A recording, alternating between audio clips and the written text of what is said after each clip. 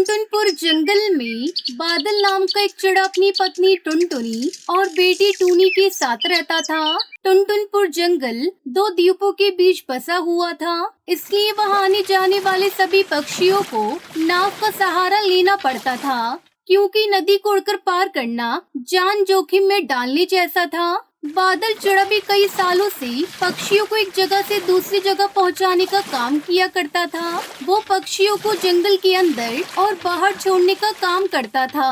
एक दिन बादल चिड़ा को घर आने में देरी हो गई, जिस पर टुनटुनी उससे पूछती है, आप तो हर रोज सूरज ढलने से पहले घर आ जाते थे जी, फिर आज आने में इतनी देर क्यों हो गई? आज कुछ पक्षी नाव में बैठे थे, लेकिन दूसरे किनारे उतरने पर वो अपना बैग नाव में ही भूल गए, इसलिए कुछ देर वहीं खड़ा रहा, ये सोचकर कि शायद वो अपना बैग वापस लेने आए। तो फिर वो पक्षी आया क्या?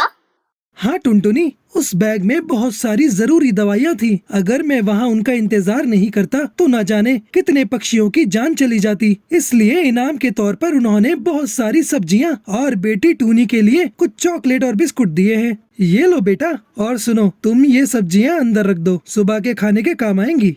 ये सब तो ठीक है जी, पर आप समय पर घर आ जाया कीजिए, नहीं तो मुझे बहुत घबराहट होती है। तुम बेवजह चिंता करती हो मेरी। अच्छा ठीक है बाबा, कल से जल्दी आ जाया करूँगा।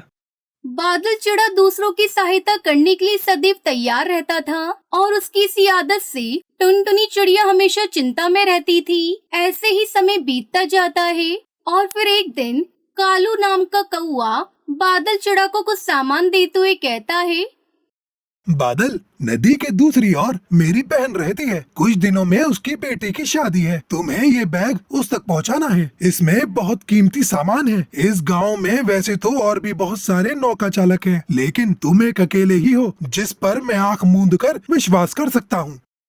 आप बिल्कुल बेफिक्र रहो जनाब, आपका काम हो जाएगा। दोपहर होने तक आपका सामान आपकी बहन तक पहुंच जाएगा और फिर मैं भी समय पर घर चला जाऊंगा। आज मैंने अपनी पत्नी टुनटुनी को घर जल्दी आने का वादा जो किया है।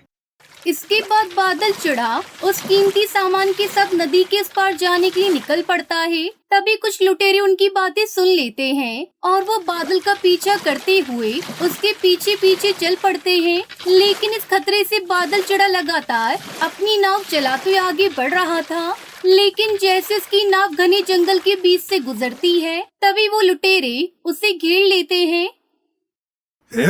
तुम वहीं पर ठहर जाओ। अगर अपने घर आज जिंदा जाना चाहते हो तो वापस लौट जाओ। अभी मौका दे रहा हूँ वापस लौटने का।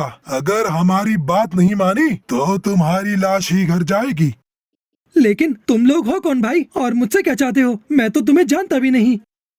वे जानकर करेगा भी क्या? अब बातें कम कर और चुपचाप अपनी नाव और ये बैग छोड़कर निकल जाए यहाँ से। और अगर ज्यादा चालाक बनने की कोशिश की तो अपनी जान से भी हाथ धो बैठेगा। लेकिन बादल ना तो उनकी धमकियों से डरता है और ना ही उन पक्षियों से, और उनकी बातों को अनसुना करते हुए आगे की ओर निकल पड़ता है और जितनी तेजी से अपनी नाव चला सकता था वो चलाने की कोशिश करता है। पर बेचारा बादल करता भी क्या, वो अकेला था और लुटेरे बहुत सारे। धीरे धीरे सारे लुटेरे उसको चारों तरफ से घेर लेते हैं। दूसरी तरफ दोपहर से टुनटुनी बादल चिड़ा की राह देख रही होती है, लेकिन अब तो अंधेरा होने वाला है, पर बादल जी अभी तक घर नहीं लौटे। मैंने इन्हें कितना समझाया है, फिर भी ये मेरी बात नहीं मानते। तभी कालू को उसके घर आता है। बादल, अरे ओ बादल। लेकिन वो तो अभी तक नहीं आए जी। आज तो दोपहर को घर आने वाले थे, लेकिन अब तो रात होने को है और अभी तक वो आए नहीं। उनका काम खत्म होने में और कितना समय लगेगा? मैं भी इसी दुविधा में हूँ टुनटुनी जी कि वो अभी तक आया क्यों नहीं। मुझे बादल पर पूरा भरोसा है। अभी तो अंधेरा होने वाला है, लेकिन सुबह होते मैं खुद उसको ढूंढने जाऊंगा। इतना कहते ही कालू कौवा वहाँ से चला जाता है। लेकिन टुनटुनी का मन बेचैन हो रहा था और वो सुबह तक इंतजार में न बैठकर अपनी बेटी के साथ बादल को ढूंढने निकल पड़ती है। जहाँ से बादल अपनी नाव चलाना शुरू करता है, टुनटुनी उसी किनारे उसे ढूंढते हुए पहुँच जाती है। जब वो उसकी बेटी वहाँ पहुँचते हैं तो वहाँ बादल की नाव पर उसकी लाश पड़ी हुई थी, जिस पर चोट के काफी गहरे निशान थे।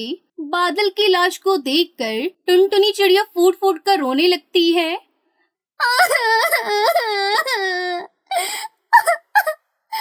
ये क्या हो गया आपके साथ जी? किसने किया ये सब? ये तूने क्या कर दिया भगवान? अब मैं और मेरी बेटी किसके सहारे जिएंगे?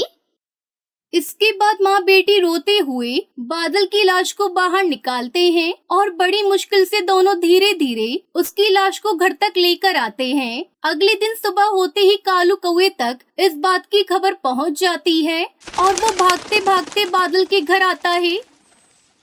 ऊपर वाले, यह क्या हो गया बादल के साथ? ये जरूर उन्हीं समुद्री लुटेरों का काम होगा। मैंने तो उनके बारे में पहले से सुना था, लेकिन मुझे नहीं पता था कि वो सचमुच इतने वहशी दरिंदे हैं। अगर मुझे पता होता तो मैं बादल को वहाँ जाने ही नहीं देता। और फिर आज तुम और तुम्हारी बेटी अकेले नहीं पड़ते। टुनटुनी, मुझे माफ कर दो, मुझसे गलती हो गई जो मैंने बादल को वहाँ भेजा। आज मेरी वजह से उसे अपनी जान से हाथ धोना पड़ा। अब मैं बादल को तो वापस नहीं ला सकता, लेकिन उसकी जिम्मेदारी उठा सकता हूँ। अब से तुम दोनों के पालन पोषण की सारी जिम्मेदारी मेरी।